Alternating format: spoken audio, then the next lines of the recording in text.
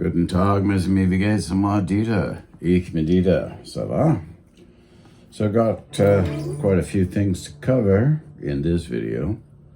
So I was pleasantly surprised a couple of days ago, and I've never done this before.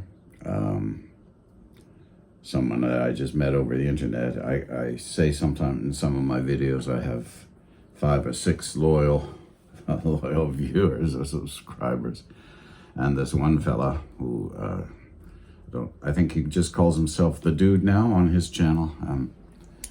I call him Scrambler Dude. His name is Alex. He's from Reading, Pennsylvania, Taylor Swift's hometown. Anyway, we seem to get along. We communicate a lot. He liked a lot of my videos, so we started texting and stuff, exchanged some information like that. And I was planning on going down to visit him last year. I just like, we've never met, just this internet thing. This is the way the world is now. So anyway, he beat me to it.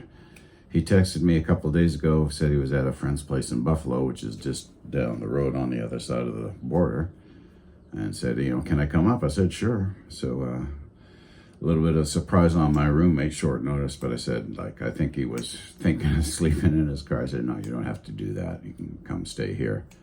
So I cleared it with Beth, and stayed here for a couple of nights, and we had a great time. Really nice guy. My experience with Americans has I lived there for a couple of years. There's always been positive. There's some great people there. All the ones I've come into contact have been really fabulous. Very hospitable, so we had some good food. I took him to the best pizza place in Canada. He liked that. We had some Chimay, a couple of nice organic Canadian beers, and a little bit of brandy. And he brought me some a real nice cigar that actually made in the United States. Kentucky wood-fired cigars that he had in a humidifier for 3 years. So gave me one of those, and I've been smoking it. It's really, really a really good cigar. So good on you, USA and Kentucky. It's made with 2 types of American shag tobacco. It's a really nice smoke. Very impressed. So thank you, Alex. Appreciate that. I've been enjoying that for the last 2 days. He just left yesterday afternoon.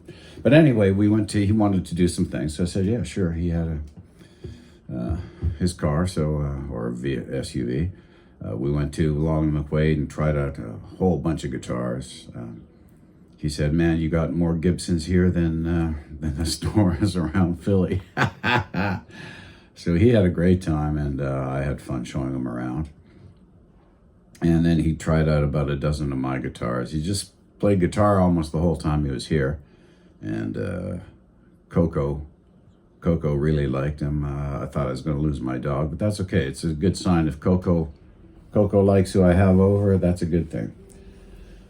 So anyway, make a long story short, I hadn't performed in about 4 years, and I said, he was looking for, he likes to do open mics. So I said, I've been out of touch, I don't know.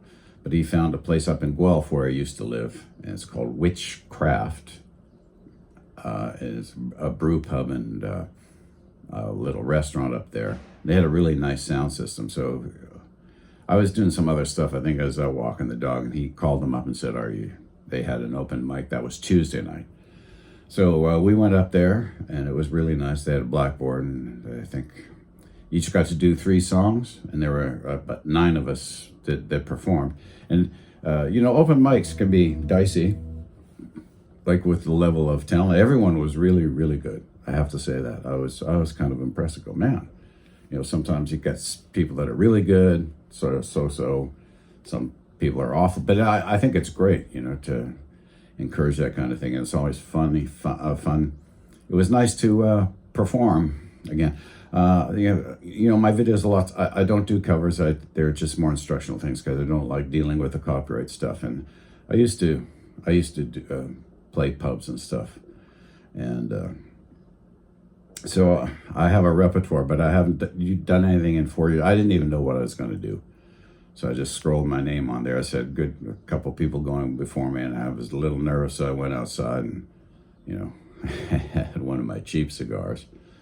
But the people were really good, so I kept coming in and watched everyone. And I was the second last performer.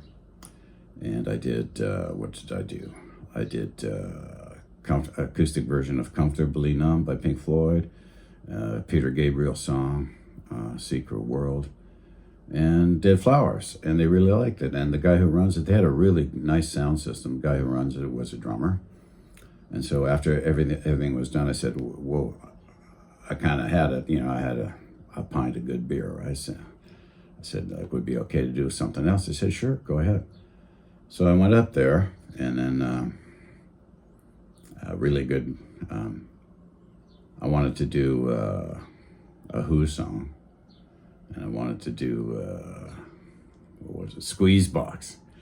So I said, hey, you're a drummer, aren't you? There was two drummers, and the one guy was a young guy from Erin, where I used to live. But when I lived there, he was only 3 years old. He played really good. He had a Les Paul, but he said, I'm a drummer. So I said, come on up here and do your best Keith Moon. So we did Squeeze Box, and we were having so much fun that he got off the drums, and the guy who runs it, he's a good drummer. He got on the drums. So I had a drummer, and this young guy from Erin took his Les Paul and said, let's do something, let's just do a blues jam. I said, sure. And then this other guy who was there, who was really good, he got up and started singing. So we kind of jammed about 6 or 7 songs till they closed the place down. That was a lot of fun. And the reason I'm saying this is it's good to get out and perform, no matter what level you're at, if you can get an open mic, because you know, you've got people talking, they're not really paying attention to you. They're there with their friends, and they're listening, but you're talking. And any of you interested to see what actually Dieter is like after 4 years of rust, check it out. It's called Dieter and Pick, live from the Witchcraft Pub, I think, in Guelph, Ontario. So there you can see Dieter doing 3 covers. Forgot some of the words because I didn't rehearse anything. I just went up there and played. I took my my Larrivee DV03 Cutaway Dreadnought Rosewood. That thing is sweet. It's one of my favorite gigging guitars. So yeah. So to finish off, this video is, I have a few friends, or a friend that asked me about what I would buy right now. Or he sent me a thing, said, is this a good guitar? I said, yeah, it's a good guitar.